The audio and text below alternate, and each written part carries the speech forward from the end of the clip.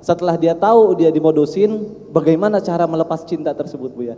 Baik, tolong ekonya dikurangi ya, karena kalau gema tidak terdengar. Saya pun ini tidak bisa mendengar. Mungkin ada di antara yang hadir mungkin sudah terlanjur aku mencintainya, nggak pakai prosedur yang satu dan kedua. Tiba-tiba pokoknya kalau sudah dereng SWA dari dia gemetaran saya. Kalau membacanya sudah deg-deg plus. Sudah. Nah ini sudah mencintai. Bagaimana caranya kalau saya sudah terlanjur mencintai untuk bisa mengabadikan cinta? Atau bagaimana? Apa yang harus saya lakukan? Saya terlanjur mencintai tapi tidak pakai prosedur pertama dan kedua. Fase 1, 2 tidak ada. Marhalah pertama, kedua tidak kita lewati. Tiba-tiba yang jelas saya sudah saling mencintai. Tiba-tiba saya sudah menikmati SMS dan saya sudah janji macam-macam dan sebagainya. Anggap saja sudah pacaran deh. Pacaran sudah dekat sekali. Pokoknya sudah, bisa nggak bisa. Sakit betul, bakal sakit. Bagaimana caranya? Sekarang kita balik kepada yang pertama dan kedua sebelum kita melanjutkan di dalam mengabadikan. Berpikir dulu. Dan setelah itu harus bisa menahan rasa pahit dan menahan rasa pahit nanti begitu mudah setelah dia tahu tujuannya. Kita balik lagi ke belakang. Karena bisa jadi yang dicintainya memang orang yang layak dicintai. Dan dia sudah mencintai, mungkin. Cinta itu tidak boleh, kita tidak bisa, cinta nggak bisa dipaksa loh ya. Nggak boleh seseorang tinggalkan dia, oh nggak bisa. Panah, pakai istilah panah asmara. Panah itu kalau sudah nancep ditarik tambah sakit, tambah nancep lagi nih. Makanya kalau punya anak sudah terlanjur mencintai, kalau tinggalkan dia, apalagi nanti pasangannya dilabrak, wah tambah cinta. Dia ingin menjadi pahlawan untuk sang kekasihnya. Dia akan datangi pacarnya itu. Akhirnya ngomong, memang umi saya begitu, abah saya memang kolot. Makanya tambah nancep itu cinta. Makanya nanti ada cara bagaimana orang tua ingin melepas anak gadisnya yang sudah terlanjur jatuh cinta dengan cara yang salah. Gimana cara melepasnya?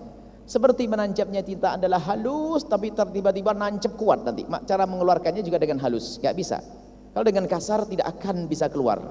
Malah akan meninggalkan bekas yang sangat dalam. Ada dendam dan benci, sehingga anak mungkin bisa patuh kepada orang tua, tapi bukan dalam irama kelegaan, maka nanti ada dendam. Kalau ada apa-apa disalahkan orang tua. Makanya papa, kenapa masa nikah saya dengan dia? Tuh kan, nggak enak kan, nggak bahagia. Coba dengan pacar saya dulu. Ini. Maka cara melepas semua ada harus. Ini kebetulan yang bertanya mungkin adalah yang bersangkutan. Nah, ini yang pertama bersangkutan, saya sudah terlanjur mencintai. Bahkan sudah 2 tahun saya tersiksa dalam curiga. Orang pacaran kan tersiksa dalam curiga. Milikku tapi bukan milikku. Mau cemburu bukan apa-apa, aku mau tidak cemburu, saya cemburu. Saya bingung lah, itulah namanya orang tersiksa dalam curiga. Serba salah dia. Nah bagaimana caranya? Wahai adikku yang sudah terlanjur seperti ini, ayo berpikir sehat. Berpikir sehat. Mungkinkah dia itu dilanjutkan menuju keabadian? Saya tidak mengatakan lepas dia.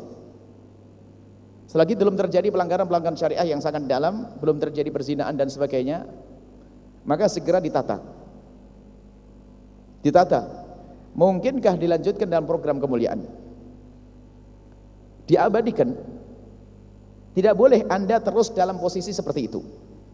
Maka mulai detik ini, saat ini harus masuk proses baru. Mungkin dia adalah secara kriteria sudah memenuhi. Dia adalah seorang soleh, baik dan sebagainya. Cuman biarpun soleh baik, kadang-kadang terjebak dalam cinta. Sebab namanya cinta itu selalu menjebak. Tiba-tiba menjebak. Ya, cinta itu seperti itu, dahsyat datang. Datang perginya itu unik. Antara beda dengan cinta. Dulu benci jadi cinta, cinta jadi benci, kan begitu, unik, nggak kelihatan lagi. Tiba-tiba begitu. Nah, sudah terjebak dalam cinta. Di saat dia terjebak dalam cinta, bagaimana sekarang? Lihat dia. Mungkin dia adalah laki-laki baik bagimu, wahai adikku, anakku. Dia baik, seorang soleh. Yang jelas saya sudah melanggar Allah, saya terjebak dalam cinta yang haram, saya dising WA dan meneruskan ini, saya masuk dalam wilayah haram. Anda harus mulai hari ini berhenti. Stop itu semuanya. Jangan Anda mau dibohongi oleh dia. Untuk menguji dia serius tidak dengan Anda. Melangkahlah kepada yang keempat, tapi dengan catatan dia masuk kriteria. Kriteria dulu ya. Masuk kriteria. Nanti ada 2. Ternyata dia ada masuk kriteria, nanti lebih mudah untuk menjauhkannya. Sekarang dia masuk kriteria. Dia benar, dia baik, dia soleh, dia baik dengan ibunya, dia rajin sholat, maka Anda mencintai dia. Anggap saja Anda terjebak cinta dengan ustadz. Tidak semua ustadz lembut loh ya, hati-hati. Ustadz serem ada loh ya. Anggap saja, bagaimana Anda perlu sekarang memutus komunikasi dengan dia dengan bahasa yang selama ini Anda terbiasa dengan bahasa asmara. Baru sekarang Anda putuskan, mulai hari ini, detik ini saya baru dengar tausiah semacam ini. Kita akan berpikir singkat. Dalam sebulan ini yuk kita mendiskusikan tentang bagaimana mengabadikan cinta. Maksudmu apa? Syaratnya memang dia baik. Ayo kita melangkah kepada pernikahan, selesai. Nah, ini cara. Kalau ternyata laki-laki itu atau perempuan itu mengatakan masih gini, apa artinya kita dengan gini? Kita akan dimurkai oleh Allah. Dan awas kalau dia tidak segera menjawab, karena pernikahan kan mengabadikan cinta. Kalau dia tidak segera menyambut seruanmu dalam mengabadikan cinta, jangan-jangan dia adalah dusta dengan cintanya.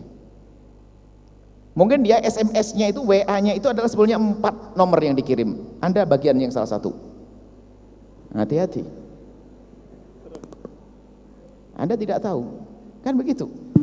Karena menuju kepada kemuliaan kok malah tidak membuka diskusi. Tidak, saya belum siap. Kalau memang belum siap ditanya, apa alasanmu? Saya belum punya kerjaan. Enggak penting, kita cari bersama-sama. Sampai Anda mengalah, merendah seperti itu, kalau tidak mau, ketahuilah sebetulnya dia tidak ingin mengabadikan cinta. Sebetulnya dia hanya cinta sesaat. Jangan Anda mau dibohongi. Disitulah pikiran cerdas. Anda menuju, kalau sekarang bang, ya akhi, selama ini kita telah melanggar pada Allah, yuk sekarang kita tutup, kita harus istighfar, minta ampun kepada Allah yang banyak. Sekarang kita mendiskusikan obrolan cinta kita adalah menuju kepada cinta yang halal bagaimana. Maksudnya apa? Kita menuju pernikahan dan sebagainya. Kalau dia menyambut, selesai. Tapi kalau tidak, Anda harus paham dan cerdas penundaan itu. Kalau ternyata kendalanya pun Anda selesaikan belum mau, sebetulnya dia tidak mencintai. Alasannya ekonomi. Anda sebagai seorang perempuan mengatakan, aku tidak mementingkan itu. Kan rezeki bisa dicari bareng-bareng. Alasannya belum kuliah. Saya jamin insya Allah saya akan dukung dalam kuliah. Saya tidak akan repoti kamu dalam kuliah. Apalagi alasannya? Alasannya aku masih punya adik belum selesai sekolah. Nanti kita bantu bareng-bareng. Lah kok masih nggak mau? Bohong. Dia hanya pengen, ya suka-suka saja. Itu pun waktu WA kepada Anda dengan sambil tidur, nggak sadar ya. Bukan karena dia rindu dan cinta. Awas, hati-hati. Nah ini, kalau ini, maka di saat diajak menuju mengabadikan ini sudah kebaca orang itu serius atau tidak. Serius atau tidak. Nah ini bagi yang memang orang tersebut masuk kriteria Anda. Tapi yang tidak masuk kriteria, sudah terlanjur cinta. Memang betul gula Jawa rasa coklat. Dulu ada pepatah Jawa Timur, lebih serem lagi itu. Bukan gula Jawa, kucing rasa coklat. Nah itu parah lagi itu. Sudah Anda ngerti itu, repot kalau begitu. Dia nggak benar dan sebagainya. Nah maka yang perlu ditajamkan adalah masa depanmu dihubungkan dengan negatifnya dia. Dia bukan orang ahli sholat, gimana bisa menghantarkan ke surga? Dia bukan orang yang baik dengan bapak ibunya, bagaimana bisa mengajariku untuk berbakti nanti sampai kepada ridho Allah? Terus Anda matangkan itu. Hubungkan sifat dia yang tidak baik kepada kesinambungan cinta itu. Dia tidak sholat, dia punya perilaku nggak benar. Sampai uniknya, kalau sudah cinta, ada seorang perempuan, seorang anak gadis, itu tidak tahu cintanya cinta apa. Sampai suatu ketika ribut di warung bakso, dilempar mangkok mukanya, merah begini. Itu katanya apa? Di saat diadili, maksudnya ibunya, bapak ibunya mau ngelerai dia mengatakan, yang salah saya kok ma. Sudah dilempar mangkok, masya Allah, baik benar itu perempuan. Yang salah saya kok ma. Laki-laki baik itu, biarpun perempuan itu layak dipukul, tidak akan memukul.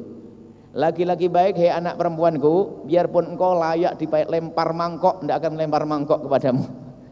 Jangan menjadi perempuan yang layak dilempar mangkok ya, hati-hati. Jadilah perempuan yang baik. Nah, ini ada model seperti itu. Dan banyak orang mencintai betul-betul gila, buta. Gak pakai kriteria. Nah, sekarang gunakan akalmu demi kesinambungan ini. Kalau memang dia ternyata, ini yang kedua, gak masuk kriteria, maka ketahuilah tidak mungkin kita itu bisa meninggalkan begitu saja, kecuali Anda sekarang berpikir positif. Gak mungkin langsung Anda tinggalkan des. Karena apa? Anda punya nurani hati yang gak bisa dilepas begitu saja. Maka sekarang Anda berpikir untuk berpindah ke lain hati. selain dia. Anda berpikir tentang laki-laki soleh, dan Anda bayangkan tentang laki-laki soleh yang baik dan sebagainya, dan pastikan Anda melangkah ke sana. Anda cari orang yang soleh, yang baik, yang benar. Biarpun Anda mencintai dia, terserah apa kata orang, khianat, Anda paksakan anak Anda berpikir masa depan. Aduh berat, tidak apa-apa. Nanti pada akhirnya, kalau mungkin Anda diskusi dengan seorang ustadz, orang tua, sahabat, tolong Anda tidak laki-laki yang baik. Anda harus berani berkata seperti itu. Biarpun Anda sudah punya cinta, tapi orang itu nggak layak untuk dilanjutkan. Kalau nggak layak dilanjutkan, jangan dipaksain, Anda akan terjerumus. Cuman biasanya kalau sudah orang terlanjur jatuh cinta itu repot. Suatu ketika saya nasihati anak gadis, ibunya datang kepada kami dan anaknya saya nasihati. Memang laki-laki itu nggak pantas jadi pasangannya dia. Dia pacaran sampai orang tuanya pengen menjauhkan dia dari pasangannya, nggak bisa. Didatangkan kepada kami untuk dinasihati. Saya nasihati setengah jam. Saya nasihati lebih. Saya ajak bicara tentang suami yang ideal tuh begini, gini, menyayangi ini. Lalu saya tanya, jujur nak ya, nanti saya bantu apapun yang terjadi. Dengan kamu, dengan dia saya bantu. Cuman kamu harus jujur dengan saya. Apakah laki-laki itu seperti yang Buya ceritakan suami ideal itu? Apakah laki-laki itu layak untuk menjadi suami idealmu? Spontan dia geleng. Wah, ibunya senang ya luar biasa, langsung dipeluk itu anak. Setelah ibunya selesai meluk, tiba-tiba ngomong kepada kami, Buya, tapi kan setiap orang bisa berubah kan? Masya Allah. Sudah setengah jam saya itu ceramah, tatanya ujungnya setiap orang masih bisa berubah. Lah itulah yang repot. Karena dia tidak mencoba menggunakan akalnya. Anda orang sehat, anak-anakku kalian orang sehat, gunakan. Jangan dipaksain. Wong belum apa-apa saja, masih dalam irama berharap saja, berani melempar mangkok, nyaci maki, apalagi kalau sudah dimilikinya, diinjik-injik pun nggak akan ngapa-ngapain kamu. Kan begitu menurut dia. Maka jangan ragu di saat dia tidak pantas, maka cara yang paling tepat adalah kurangi komunikasi dengan dia. Kalau langsung diplek begitu, Anda beban. Mungkin reaksi dari dia juga berat. Maka perlahan Anda komunikasi dengan orang lain, maksudnya dengan ustadz untuk mencari ustadz, ada laki-laki yang baik buat saya kira-kira ada. Ini gimana orangnya? Gini. Mulailah perlahan. Sebab hatimu tidak mungkin kosong dari cinta, harus ada yang dicintai. Maka cinta itu dialihkan. Maka dari itu para orang tua yang menemukan anak gadisnya itu sudah terlanjur mencintai seseorang, tidak bisa langsung kita pangkas, tinggalkan dia, oh tidak. Agar tapi mungkin kita dekatkan dengan sifat-sifat orang soleh, bukan kita suruh dia pacaran lagi, tidak. Setiap saat kita ajak diskusi, dan bukan dalam bahasa emosi. Kadang orang tua pun juga terlalu bersemangat, jangan tinggalkan dia, pilih ini yang baik. Oh nggak bisa begitu. Akan tapi begini mungkin misalnya, suatu ketika kita lagi ngobrol dengan anak perempuan kita yang semoga anak kita dijaga oleh Allah deh. Ini sebuah contoh, anaknya sudah terlanjur pacaran, susah dijauhkan dari dia. Maka mungkin suatu ketika ada laki-laki yang kita rindukan untuk menjadi menantu kita. Mungkin anak kita ajak bicara aja begini, suatu ketika laki-laki lewat. Kenal lah kamu dengan dia? Siapa ma? Anaknya Pak Haji siapa itu? Kita dia selesaiin. Dia kuliah di mana? Enggak tahu dia. Nah, satu pertama. Kemudian kedua Pak, disetting dia. Kita sering menceritakan dia dengan tanpa disadari. Masya Allah, anak itu baik banget. Bahkan mungkin kita ngomong dengan istri, anak itu di samping kita, tanpa sengaja. Pak, itu anak laki-laki baik banget tuh. Masya Allah. Sama ibunya, dia denger, ngerekam dia. Ngomong apa mama tadi? Tapi kalau dengan sengaja kita mendengarkan, saya mau dicabut dari cinta saya ya, nggak mau. Dia akan ngomong gitu. Jadi halus. Mungkin seorang bapak soalnya ngomong. Tadi di saat dia datang sambut, masya Allah, gini.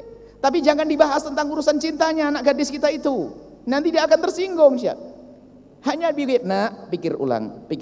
Ketahuilah, mama akan setuju aja nanti. Yang penting kamu pikir ulang. Tapi sisi lain, coba pikirannya sudah mulai dipengaruhi dengan pikiran yang positif. Sering diajak ngobrol, kita ngobrol, dia datang kemudian, atau kita datang ke rumahnya tiba-tiba, mana si Ahmad itu? Insya Allah ngomong sama bapak ibunya, Masya Allah anak soleh, Insya Allah semoga nanti dapat istri yang solehah dan sebagainya. Tanpa diarahkan ke anak kita, enggak. Tapi sang anak ini karena sering mendengar, itu secara otomatis nanti. Apalagi nanti sifat jelek calon pacarnya ini, Jangan sebut-sebut juga, akan ditunjukkan kelebihan yang lawan daripada sifat jeleknya. Misalnya pacarnya kita ketahui aibnya adalah suka marah dan sebagainya. Masya Allah, dia anaknya penyabar ya. Anak ibu ini penyabar banget, sama ibunya sabar, telaten, enaknya, Masya Allah. Ini ibu yang bahagia dan punya anak ini.